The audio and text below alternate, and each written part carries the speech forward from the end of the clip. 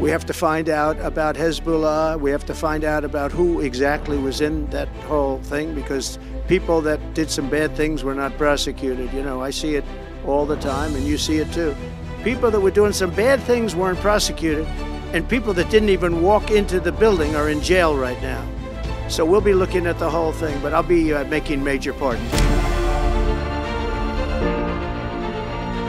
President-elect Donald Trump has appeared to blame militant group Hezbollah for playing a role in the January 6th riots at the US Capitol. Trump also left open the possibility of offering pardons to some of his supporters who were serving prison time for assaulting police officers during the attack on the Capitol.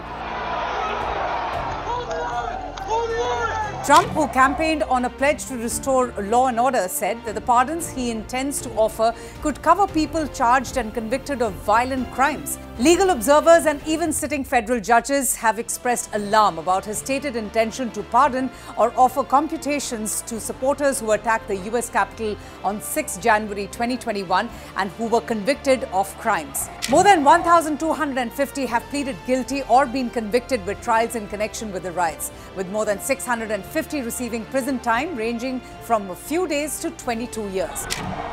Many of the protesters who broke into the Capitol were echoing Trump's false claims about election fraud.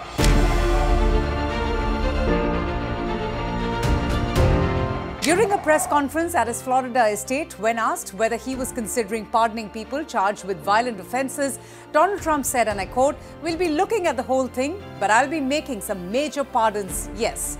President-elect Donald Trump further said that he would consider pardoning even quote-unquote violent January 6 protesters during the press conference. He even went on to curiously suggest that members of the Lebanese group Hezbollah participated in the riots 4 years ago and seemed to suggest without any evidence that the Iranian-backed terrorist organization Hezbollah was somehow involved in those attacks, an allegation that actually never came up in the multiple criminal and congressional investigations into the riots. Trump did not mention more than 140 police officers who were injured during that attack by people wielding baseball bats, flagpoles, metal batons, broken table legs, crutches and even a hockey stick. He also said nothing about those 4 officers who later died by suicide or another who died shortly after the Jan 6 riots of a stroke that a medical examiner determined was actually caused in part by all that transpired on that day. Police officers who defended the Capitol are particularly incensed about the possible pardons. Many officers were beaten, some with their own weapons, as they were trying to hold back the mob.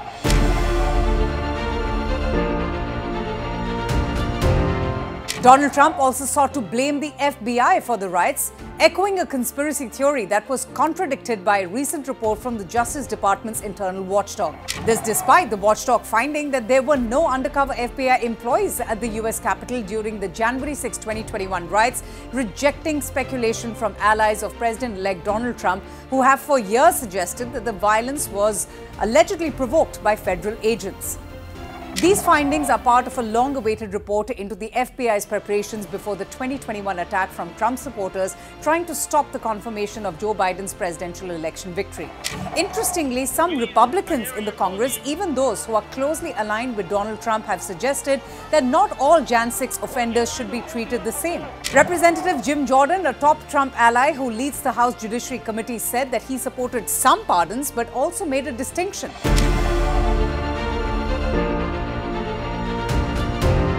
Meanwhile, House Democrats, who led the drive to impeach Donald Trump over the Jan 6 riots and conducted a wide-ranging investigation into the attack, warned that the pardons could have had far-reaching consequences both for the rule of law and the security of the country. But the 4th anniversary of the US Capitol riots has been met with hope by those convicted for attempting to overrun the 2020 election.